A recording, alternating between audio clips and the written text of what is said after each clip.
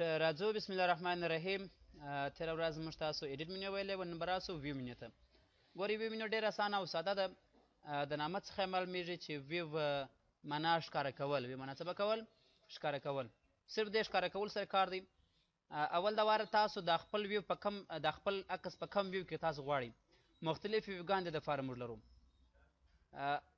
په هر ویو کې تاسو غواړئ همدغه ټیک مارک کوئ، ستاسو ډاکومنټ په هماغه ویو کې تاسو ته راخلاصي.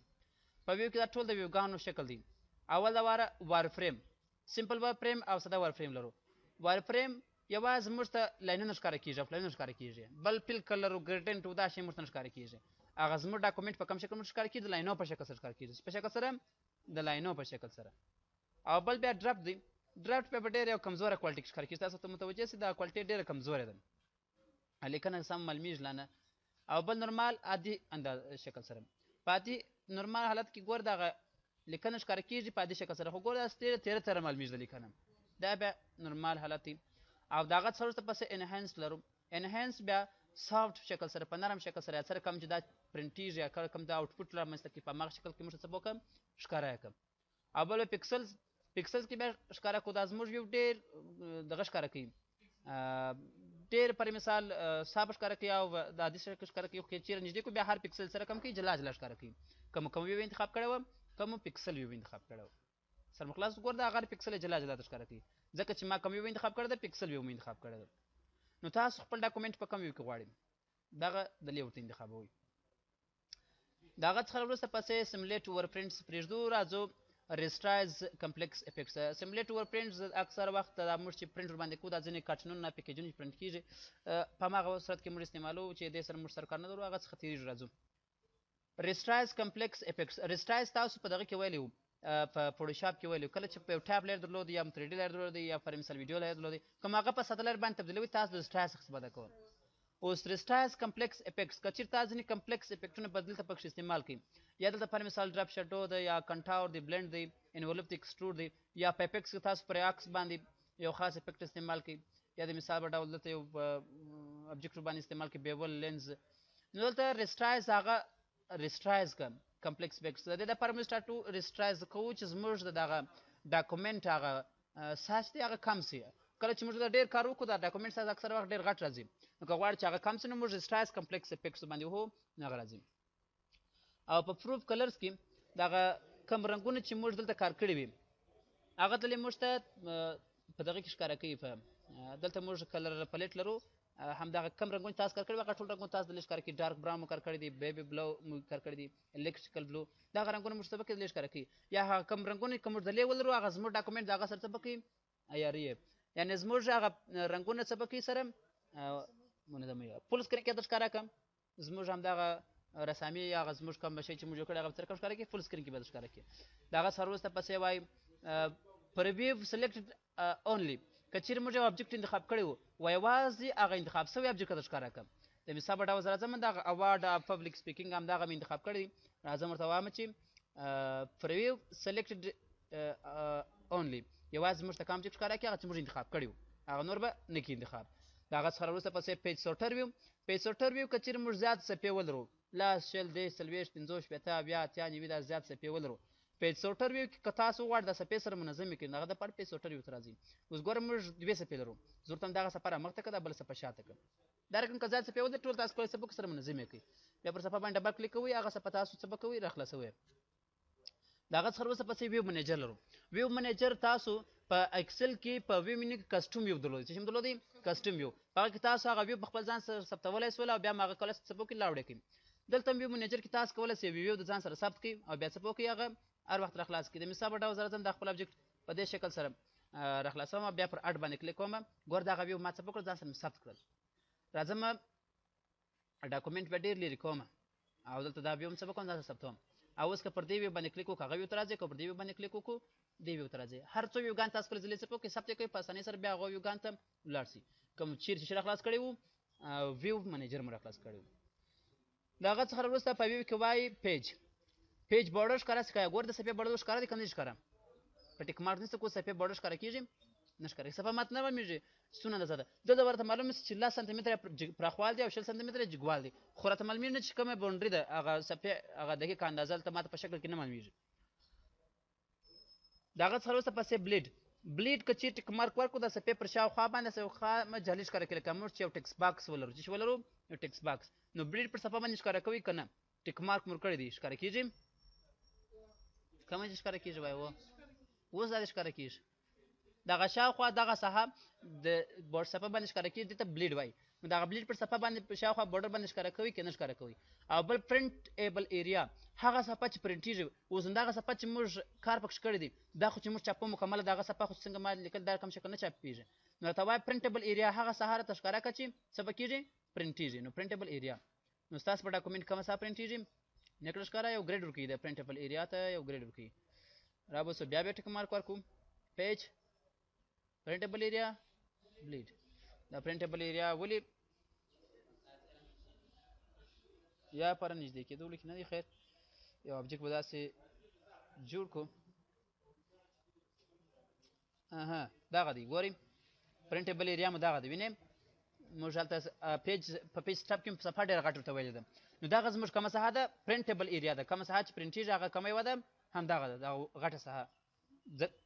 ځکه چې موږ ته ویل چې پرنټیبل ایریا څه به ښکاره کړي ټیک مارک نشته اوس پرنټیبل ایریا موږ ته نه ښکاره کېږي. نو هغه هم چاپېږي د پرنټیبل ایریا پیج سټاپ کې تاسو ته منظم وي. دغه څخه وروسته پسې ګریډ ډاکومنټ ګریډ ښکاره څه کوي په ډاکومنټ باندې داسې جعلي ښکاره کوي ټیک مارک ورک ښکاره کېږي او که ځینې څه کوي بیا نه ښکاره کېږي. او پیکسل ګریډ بیا هغه وخت تاسو دلته پیکسل ویو انتخاب کړي کوم یو انتخاب کړي پیکسل ویو. نو بیا که تاسو خپل ډاکومنټ ډېر نږدې کړئ نو هلته بیا تاسو څه ښکاره کېږي پیکسلونه. ګوره دا پیکسلونه اوس جعلي لري ګریډ لري. نو دغه پیکسل جعلي ښکاره څه کوي ټیک مارک مور کړی دی ښکاره کېږي او که ټیک مارک نشته کوي بیا د پیکسلو جعلي هم څه به کېږي نه ښکاره کېږي.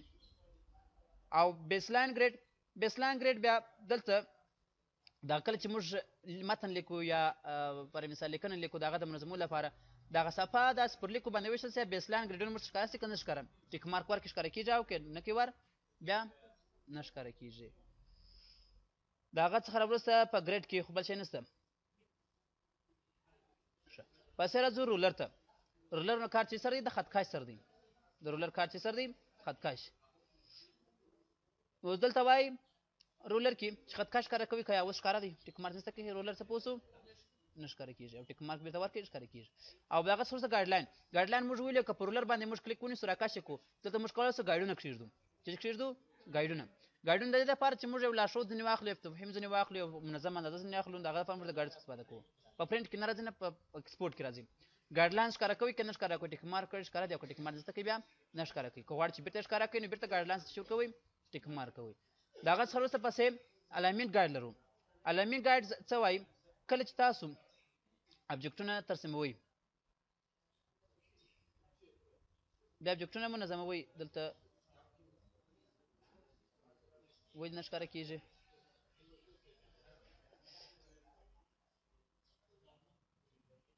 الاینمنټ ګایډ فکر کوم دغه دی. ګورم زه دې ابجکټ ته راځم پر دې ځای باندې راسم ګوره وایي دا ایچ دی دا کوم ځای دی ایچ دی ځینې کې لاندې کړم دا میډ پوینټ دی. ګوره هغه لارښود ما ته ښکاره کېږي د الاینمنټ دپاره دا یې نټ دی جي ده. نو دغه الاینمنټ ګایډ ښکاره سي که نه ښکاره کوم ټیک مارک کړی ښکاره کېږي او کوم نو ښکاره ورکړی نه ښکاره کېږي. دا خو نه دي ښکاره کړي اوس نه الاینمنټ ګایډ هغه مخکې چې موږ ویلي وو هغه وظیفه سي ده. ګورم الاینمنټ ګایډ داسې استفاده کوي هغه طریقه نه وه دا طریقه. ګورم اوس راځم دا ابجکټ دلته راپورته کوم چې کله زه راپورته کوم ورته ګورم زه بیا څه دا سره نږدې کړم چې چېرته معلوم سي. ګوره زه دا ابجکټ نږدې کوم ګوره پر دې ځای خامه جعلي تاسو ګوره دواړه کونجات راباندې ښکاره کوي.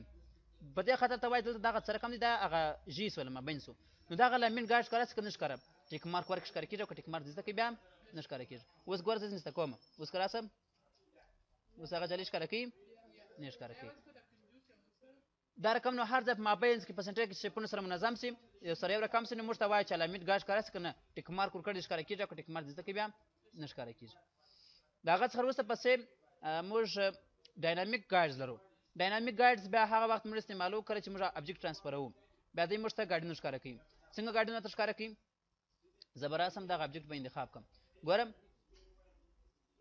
دلته چې راسم پر دې ځای باندې ګوره پر دې ځای باندې راغلم ګوره وایي دغه سنټیج تاسو انتخاب کړی دی پر دغه لاین باندې منطبق راځي. ګوره داسې شنه لیکه تېره شوې ده دا یو ډاینامیک ګایډ دی. سره کوم ګایډ دی ډاینامیک.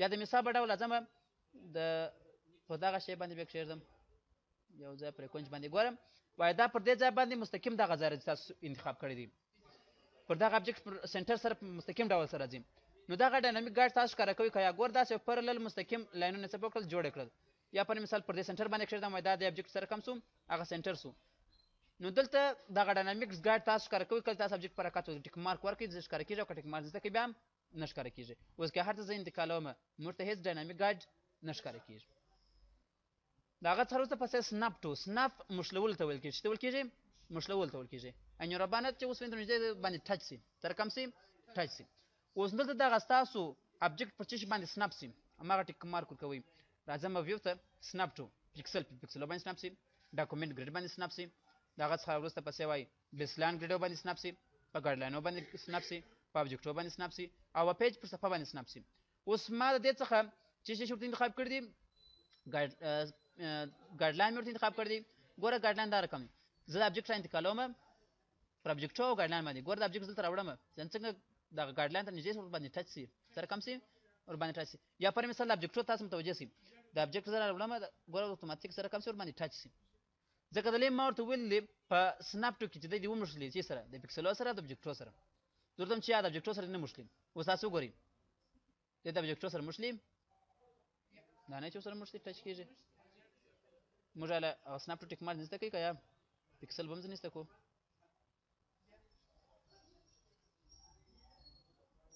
دا څه وایي را بسم یو نوې صفحه به جوړه کړم راځم یو ساده ریکټینګل بلته جوړ کړم یو بل ریکټینګل به همدلته جوړ کړو اوس به راسو ابجیکټ به راواخلو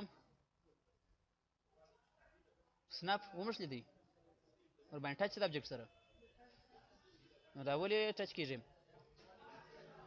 دلته سنپ ټو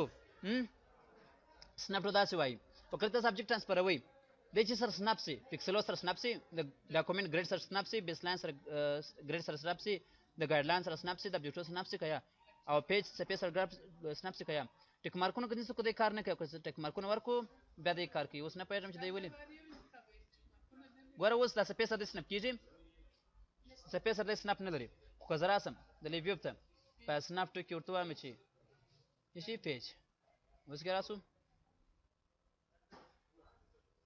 نه کار نه کوي خیر دی بیا وګورو چې څه ستونزه لري سنپ ټو تاسو په دغه کې ویل دی فکر کوم په ورډ کې به مې انشاءالله ولي یا په فوټوشاپ کې نو دا سنپ ټو وظیفه وه کوم پوښتنه خو نه سبق کې نو د نن دپاره همدومره بس ده لیاوټ منیو هم ډېر اسانه او ساده ده هغه به انشاءالله بیا سبا د خیر وایي